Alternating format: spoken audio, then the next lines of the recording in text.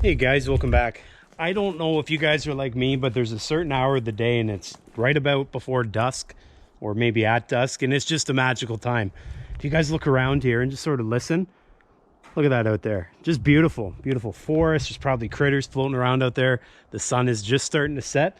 Just made my way out here, had a great tune going on the radio. Nice and cool in there with the air conditioning.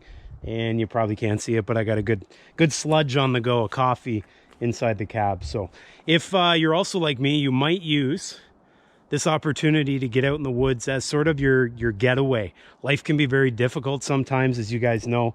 There's all kinds of stuff that's going on in everyone's life. There's stuff that goes on in my life just as well as yours. And sometimes you need that escape just to get out and relax a little bit and sort of forget about all those hiccups in the road. I'm out here tonight as opposed to today so that I can fire up my chainsaw and put a hurting on some wood. I'm just feeling like I need that opportunity to sort of unwind a little bit here just before I call it quits for the day. So what I'm doing is I got out my chainsaw, my Husky 555. The rakers are nice and low on that thing. It is razor sharp. I'm going to forget about the day's problems, and I'm going to put a bit of a hurting on the old log deck here. If you guys have a look here, if you've been around the channel, you know exactly what this is. Here's the log deck. This is the old one for my HM130, the old 2017 model. This thing's been a beautiful machine, but the day has come that I get rid of its log deck, and I feel like today's that day where I get that chainsaw therapy, as we'll call it, fired up. So we're going to do that here today. Then we'll probably call it quits. We'll check in again tomorrow, and we'll take care of some other jobs. But that's what we're up to today, and I think it's going to be a beautiful evening for it. Here we go. Okay. Don't fail me now. Love having a sharp chain on. I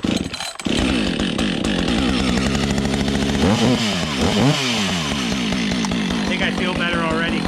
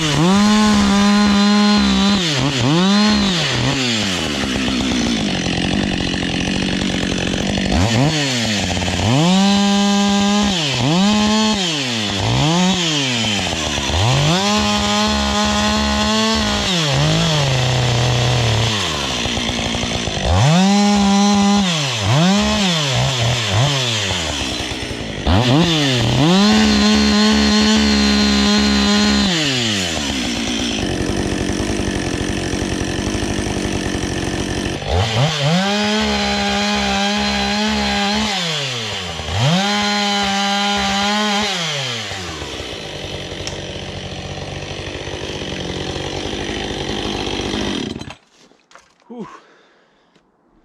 Tell you, it definitely puts a sweat on my brow. That's fun though. That pretty much made me forget about any of today's problems. I think we got her cut up quite nice. I'm now just going to move them out of the way, and then I'll push them out of the way and we'll split them. But I'd say that's a job well done.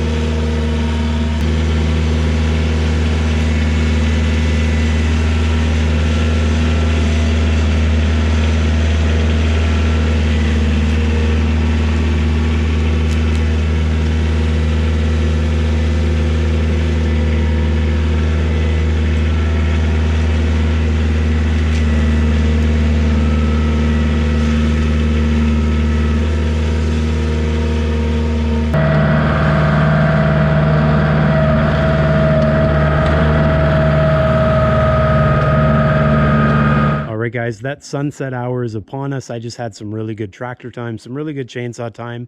I'm feeling 100% better. One thing I can tell you, if you're in the market for a tractor, get yourself a grapple or a root rake, in my case with a grapple. That's going to save you a boatload of time.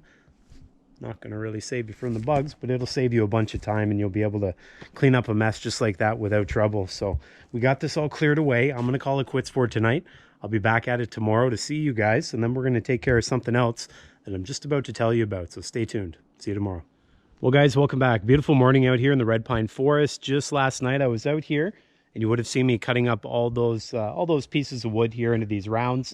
Today, what we're going to do, aside from drinking a little bit of sludge and listening to the birds, we're going to split those rounds on my old trusty splitter here. You guys can see that is nothing to be bragging about, but it gets the job done. These splitters take a beating, as you guys can imagine. This is a low-cost splitter, at least from what I understand. I don't know much about it because this was secondhand to me, and the brand has long since worn off. It's got a secondhand engine on there. Anyways, it's going to do the job, I'm hoping, as long as the engine starts. And we'll get these rounds split up because I plan on going camping before long. Here in central Ontario, Canada, there's really, really good camping.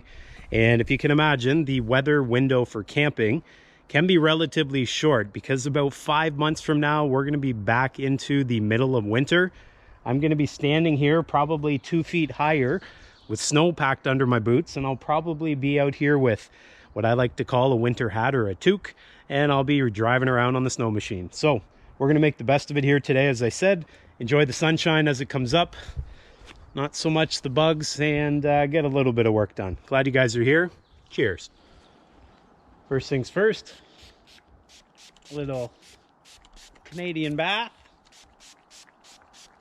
And oftentimes you guys ask me, why do I wear flannel in the middle of summer? I wear flannel not because it's trendy. I wear it because it keeps the bugs from biting my skin. Believe it or not, there's some bugs out here, despite putting on the 30% DEET, they'll bite you. And so it just gives me a little line of protection. Ugh. Little line of protection from that. All right, fingers crossed. Let's hope this fires.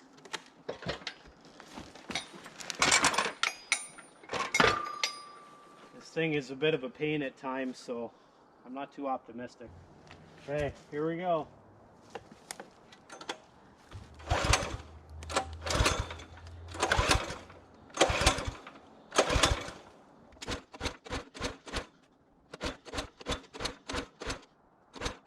Anyone want to take bets how long until the recoil rope breaks? Okay.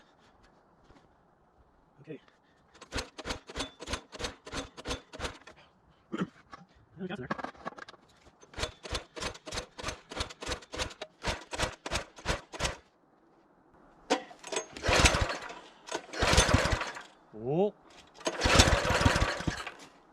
Almost.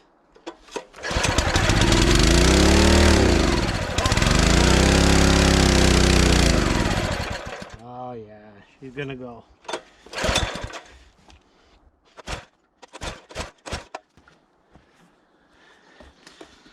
Give it another little drinky poo.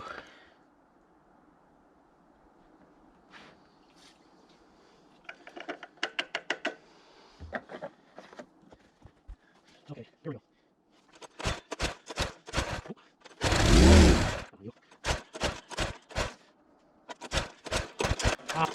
Here.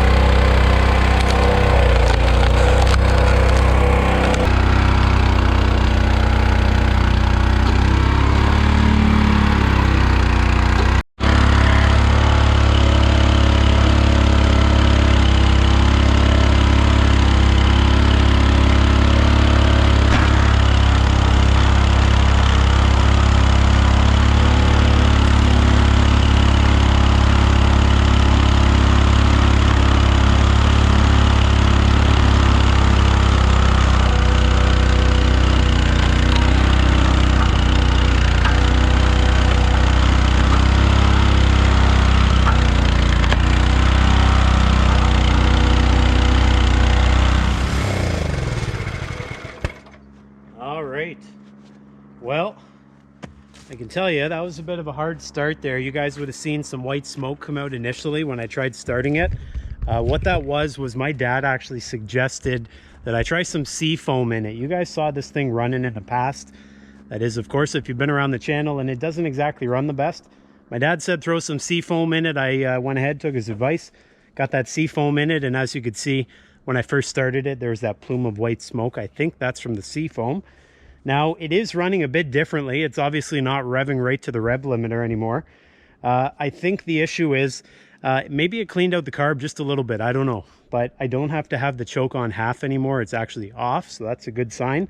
But I do have to adjust the throttle.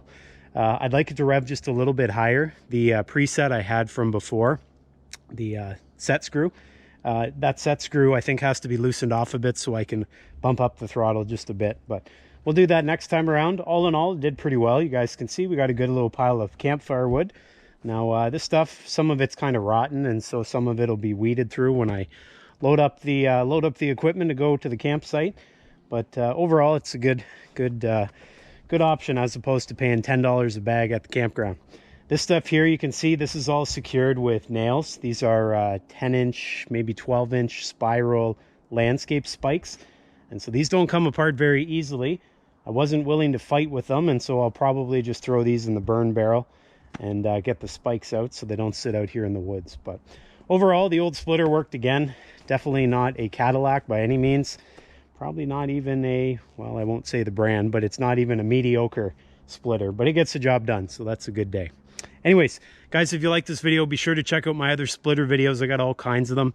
As you can see all around me, I've got trees coming out the wazoo, and this splitter helps me make some of it into useful firewood, which I use to heat my home, and sometimes I make maple syrup and everything else. So, guys, take care, be well, make sure you subscribe, and I'll see you next time.